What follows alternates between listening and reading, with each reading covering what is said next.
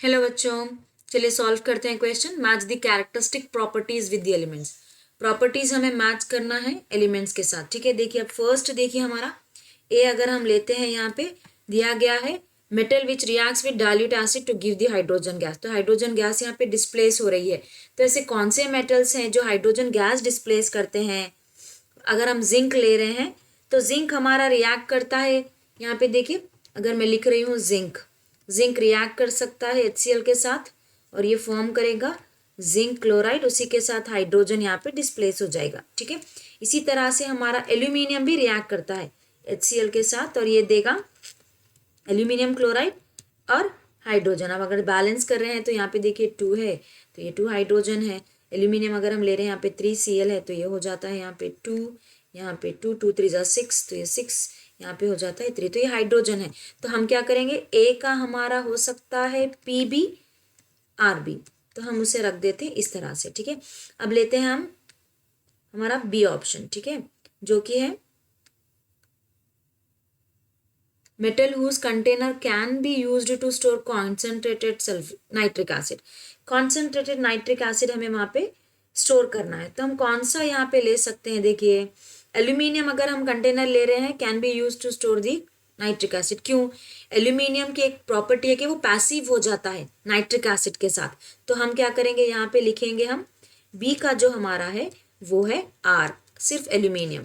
ठीक है, क्योंकि एल्यूमिनियम के पास एक प्रॉपर्टी है, वो पैसिविटी बताता है, उसे बोलते हैं पैसिव कैरेक्टर। तो हम जाते हैं अब हमारे सी ऑप्शन की तरफ। ठीक है, अब देखिए सी ले रहे हैं हम, तो सी में क्या दिया गया है? Metal which is used as an electrode in the Daniell cell. Daniell cell क्या है हमें पता है, डेनियल सेल में हम यूज कर रहे हैं।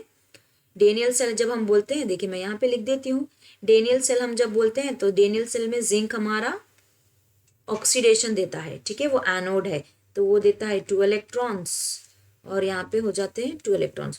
कॉपर हमारा कैथोड है तो वो लेता है 2 इलेक्ट्रॉन्स और वो कन्वर्ट हो जाता है कॉपर में। ठीक है, अब देखिए यहाँ पे जिंक भी है और कॉपर भी है, तो दोनों हमारे यूज होंगे एज एनोड एंड कैथोड। ये हमारा एनोड रहेगा और ये हमारा कैथोड रहेगा। तो सी का हमारा ऑप्शन क्या रहेगा? यहाँ पे हम ले सकते हैं यहाँ पे Pb, हम ले सकते हैं यहाँ पे Sb, दोनों ही डेनियल सेल में हम यूज करेंगे। अब देखते हैं हमारा फोर्थ ऑप्शन। ठीक है, जो कि है डी। अब हम डी ले रहे हैं, देखिए डी में यहाँ पे है metal which does not react with dilute acids to give the hydrogen. ठीक है, तो अगर हम ले रहे हैं तो इससे लेस रिएक्टिव जो हमारा रहेगा वो वहां पे उसकी पोटेंशियल के हिसाब से, रिडक्शन पोटेंशियल के हिसाब से अगर हम डिसाइड कर रहे हैं तो अगर वो कम रिएक्टिव है तो वो हाइड्रोजन को वहां पे डिस्प्लेस नहीं करेगा। तो ऐसा कौन सा है? हाइड्रोजन क्योंकि हम यूज कर सकते हैं एज ऑक्सीडाइजिंग एजेंट। ठीक है, तो यहाँ पे देखिए हमारा हो जाता है सिल्वर एंड कॉपर, तो ये यहाँ पे रहेंगे, सिल्वर है हमारा Q और कॉपर है हमारा S, तो ये इसका आंसर रहेगा।